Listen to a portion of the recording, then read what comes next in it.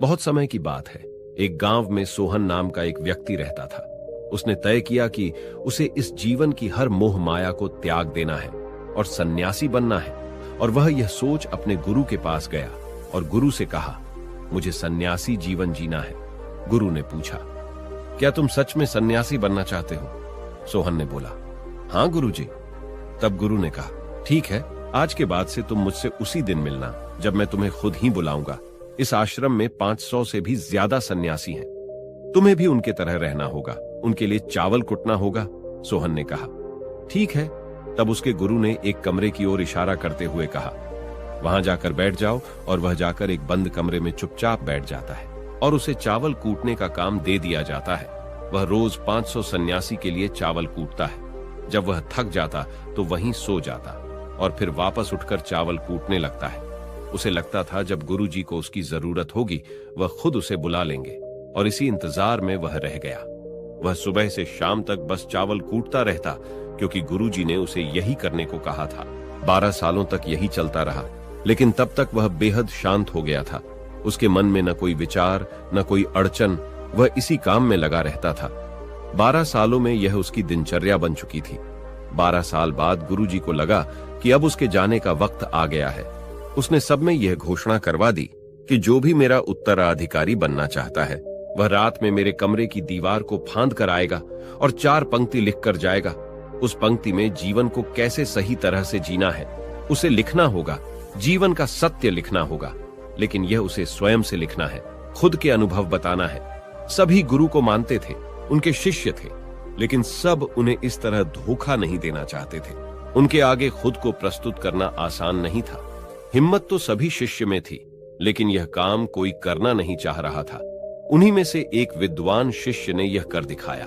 उसने दीवार फांककर कमरे की दीवार पर 4 पंक्ति लिख दी, जिसमें लिखा था कि मन एक दर्पण की तरह है जिसमें धूल जम जाती है। उस धूल को साफ कर दो, सत्य अनुभव में आ जाता है और सत्य मिल जाता है। सुबह गुरु उठे तो उन्होंने देखा और बोला, यह किस मूर्ख ने मेरी दीवार खराब कर दी, उसे पकड़ कर ले आओ। लेकिन वह विद्वान यह लिख रात में ही भाग गया था, क्योंकि यह विचार उसके नहीं थे।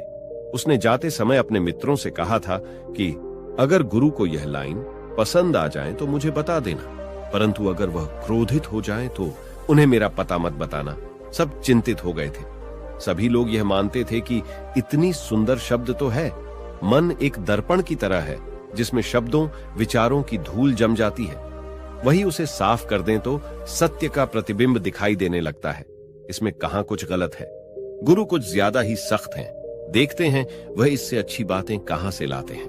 पूरे आश्रम में यही बातें चल रही थी। उन्हीं में से 4 व्यक्ति एक दूसरे से बात करते हुए उस चावल कूटने वाले के पास से निकले। उनकी बात सुनकर वह हंसने लगा। वह चारों ये देख सोचने लगे और पूछा, इसमें हंसने की क्या बात है? तब वह बोला, सही तो कह रहे हैं गुरुजी, किस ना समझ ने ये लिखा है।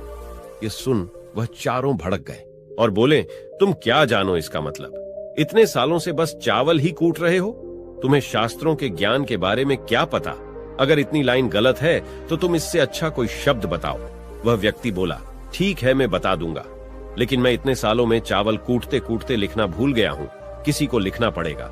और हाँ, ये जान लो मुझे उत्तराधिकारी बनने का कोई शौक नहीं है। अगर मुझे यह उपाधि मिली भी तो मैं नहीं लूंगा। तब उन चारों ने कहा, अरे तू हमें बता, हम लिखते हैं। व्यक्ति ने कहा, लिखो।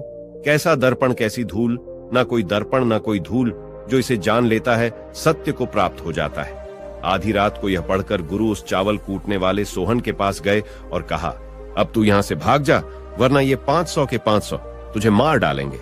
यह मेरा चोगा ले।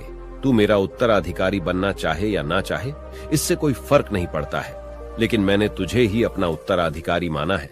और अगर यह बात इन सबको पता चल गई तो यह बर्दाश्त नहीं कर पाएंगे कि एक चावल कूटने वाला उत्तराधिकारी कैसे बन गया।